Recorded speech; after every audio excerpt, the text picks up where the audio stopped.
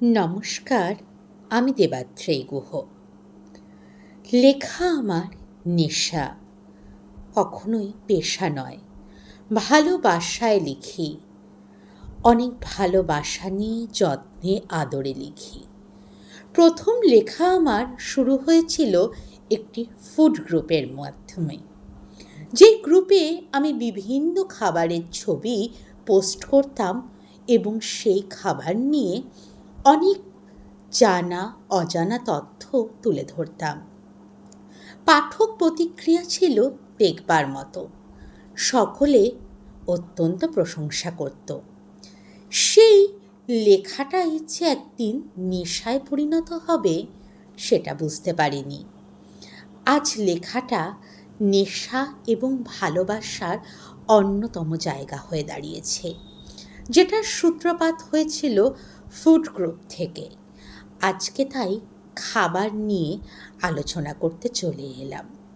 গেছিলাম এক সুসজ্জিত রেস্তোরাঁয়, যেখানে ঢুকেই দেখলাম আমার প্রিয় জিনিস, অগণিত বই। যেই বই মানুষকে শিক্ষা দেয়, যেই বই মানুষকে শেখায়, মানুষকে পড়ায়। বইগুলো দেখতে দেখতেই রেস্তোরাঁর অন্দরের সজ্জাগুলো দেখছিলাম, ভারী মুগ্ধ করছিল আমায়। কি সুন্দর একটা পরিবেশ, কি সুন্দরভাবে ডেকোরেশন করা। আরও ঢুকে ঢুকে গেলাম রিসেপশনের কাছে। কি সুন্দর করে রাখা স্ট্র, ক্রিসমাস ট্রি, কি অদ্ভুত সাজানো মশলাদানিগুলো, যেখানে সম্ভবত চিলি ফ্লেক্স এবং অরিগানোর সম্ভার। এরপর দেখলাম মকটেলের বিবিধ কাউন্টার এবং সুসজ্জিত গ্লাস ও ইন্ডিয়ান ফ্ল্যাগ ও পাতাবাহার গাছের অসাধারণ সজ্জা ও ইন্ডিয়া লেখা। ইন্ডিয়ান ফ্ল্যাগের মাধ্যমে এই রেস্তোরাঁটি ভারতবর্ষকে রিপ্রেজেন্ট করছে, যেটা মনটাকে ভালো করে দিল। এরই মধ্যে নজরে গেল একটা বেকিং চিজ ট্রের মধ্যে দিয়ে। শুনলাম এটা ডেজার্ট আইটেম। প্রথমে এলো স্যুপ। শীতের সকালে স্যুপের আমেজ মন্দ নয়। যদিও স্যুপ আমার খুব একটা পছন্দ নয়, তবে এই স্যুপটা বেশ ভালোই ছিল। বলা যায় স্যুপটা খেতে কিন্তু আমার বেশ ভালোই লাগছিল। এরপর এলো ওদের মেইন কোর্স এবং ওদের famous dish, herb rice, baked fish, Chinese প্ল্যাটারে মিক্সড চাউমিন, চিকেন ললিপপ এবং chicken tikka. Baked fish with herb rice, যেই বেকড ফিশটা খেতে হয় হার্ব রাইসের মাধ্যমে। চমৎকার এর স্বাদ। এই বেকড ফিশটার বৈশিষ্ট্য, এটি চিজের পুরো আস্তরণ দিয়ে করা এবং সম্পূর্ণ রান্নাটি হয়েছে তেল ছাড়া ও কোনো রকম ঝাল মশলা ছাড়া। হার্ব রাইসটাও ওরা বাটার দিয়ে সামান্য টস করেছে। এরপর চলে এলাম চায়ের দোকানে। এটা 10 টাকার ছোট ভার, চায়ের ওপরে স্বরের পুরো আস্তরণ।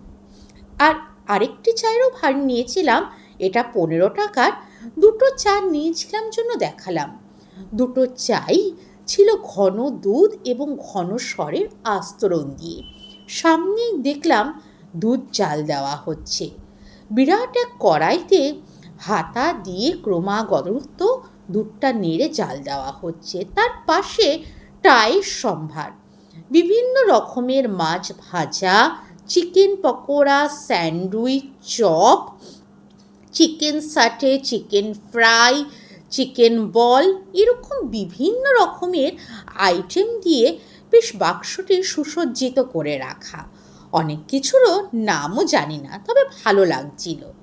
এবার চলে গেলাম বাংলার ঐতিহ্য শীতের ভাপা পিঠার সম্ভারে। একটা চমৎকার অভিজ্ঞতা হলো ক্ষীরের পাটিসাপটা, নারকেলের পুর ভরা পুলি পিঠে, মালপোয়া, তেলে ভাজা এবং ক্ষীরের পুলি। বেশ চমৎকার চমৎকার ডিশগুলো রয়েছে। কিন্তু একটা ক্ষুদ্র দোকান, ক্ষুদ্র প্রয়াস, মাটির আস্তরণে চলছে ভাপা পিঠে তৈরির প্রস্তুতি পর্ব। চালের গুঁড়ো মাখা হচ্ছে, এখানে তৈরি হবে ভাপা পিঠে। আমি একটি পুলি পিঠে নিয়েছিলাম, ভেতরে নারকেলের আস্তরণটা দেখালাম, বেশ ভালোই ছিল।